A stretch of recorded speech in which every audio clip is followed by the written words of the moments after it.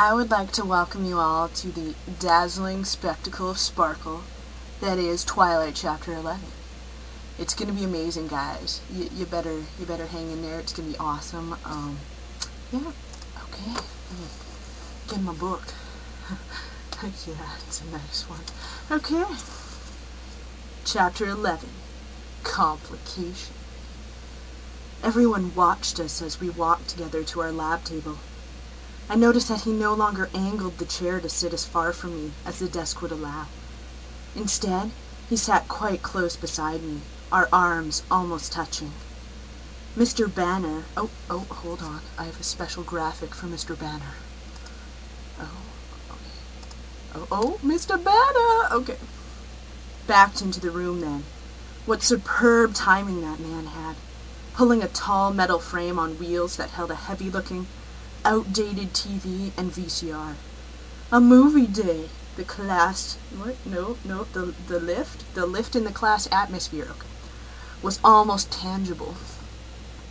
Mr. Banner shoved the tape into the reluctant VCR and walked to the wall to turn off the lights.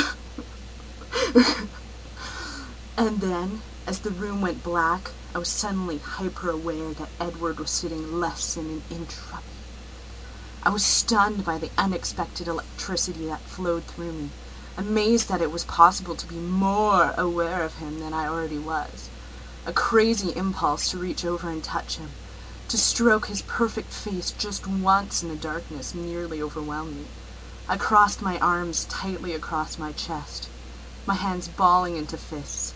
I was losing my mind. The opening credits began, lighting the room by a token amount. My eyes, of their own accord, flickered to him. I smiled sheepishly as I realized his posture was identical to mine, fists clenched under his arms, right down to the eyes peering sideways at me. He grinned back, his eyes somehow managing to smolder, even in the dark. I looked away before I could start hyperventilating. It was absolutely ridiculous that I should feel dizzy. The hour seemed very long. I couldn't concentrate on the movie. I didn't even know what subject it was on. I tried unsuccessfully to relax, but the electric current that seemed to be originating from somewhere in his body never slackened. Occasionally, I would permit myself a quick glance in his direction, but he never seemed to relax either. The overpowering craving to touch him also refused to fade, and I crushed my fist safely against my ribs until my fingers were aching with effort. I breathed a sigh of relief when Mr. Banner, flicked the lights back on at the end of class and stretched my arms out in front of me, flexing my stiff fingers.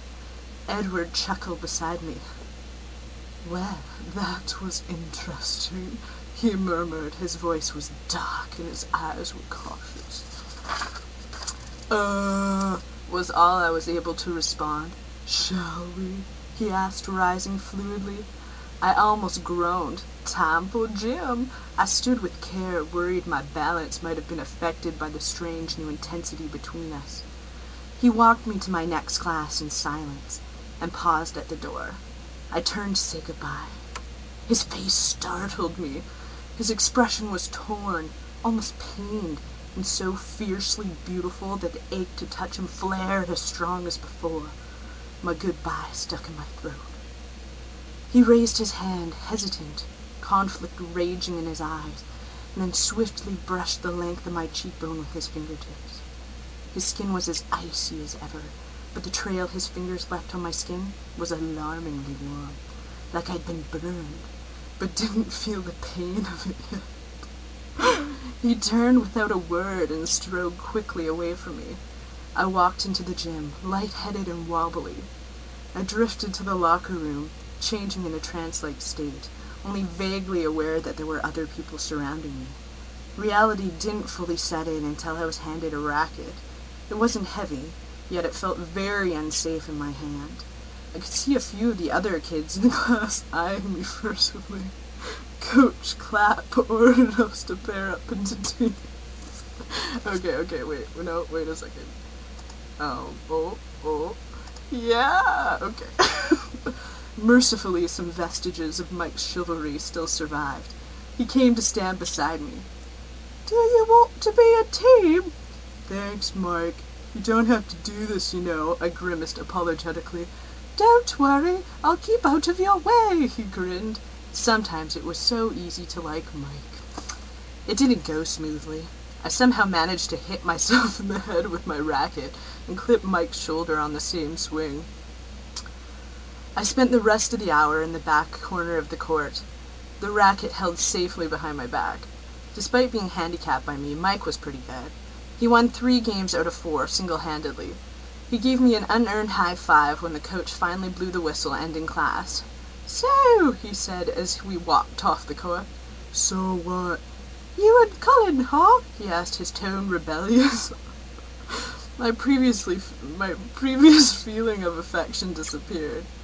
"That's none of your business, Mike," I warned, internally cursing Jessica straight to the fiery pits of Hades. "I don't like it," he muttered anyway. "You don't have to," I snapped. "He looks at you like you're something to eat." He continued ignoring me. I choked back the hysteria that threatened to explode. But a small giggle managed to get out, despite my efforts. He glowered at me. I waved and fled to the locker room. I dressed quickly, something stronger than butterflies battering recklessly against the walls of my stomach. My argument with Mike already a distant memory. I was wondering if Edward would be waiting, or if I should meet him at his car. What if his family was there? I felt a wave of real terror. Did they know that I knew? Was I supposed to know that they knew that I knew that they knew? Or not? By the time I walked out of gym, I had just about decided to walk straight home without even looking towards the parking lot. But my worries were unnecessary. Oh, why were they unnecessary, you ask? I will show you. Oh, that's why! Edward was waiting, leaning casually against the side of the gym, his breathtaking face untroubled now. Yeah. As I walked to his side, I felt a peculiar sense of relief, whatever. Okay. "Hi," I breathed, smiling hugely. "Hello," his answering smile was brilliant. "How was gym?" My face fell a tiny bit. "Fine," I lied. "Really?" He was unconvinced. His eyes shifted their focus slightly, looking over my shoulder and narrowing. I glanced behind me to see Mike's back as he walked away. "What?" I demanded. His eyes slid back to mine, still tight. "Newton's getting on my nerves." "You weren't listening again," I was horror-struck. All traces of my sudden good humor vanished. "How's your head?" he asked innocently. "You're unbelievable!" I turned, stomping away in the general direction of the parking lot, though I hadn't ruled out walking at this point. Yeah, I see this is the end of part 1. But just look at this dazzle of art packs. You guys are good. Bye-bye.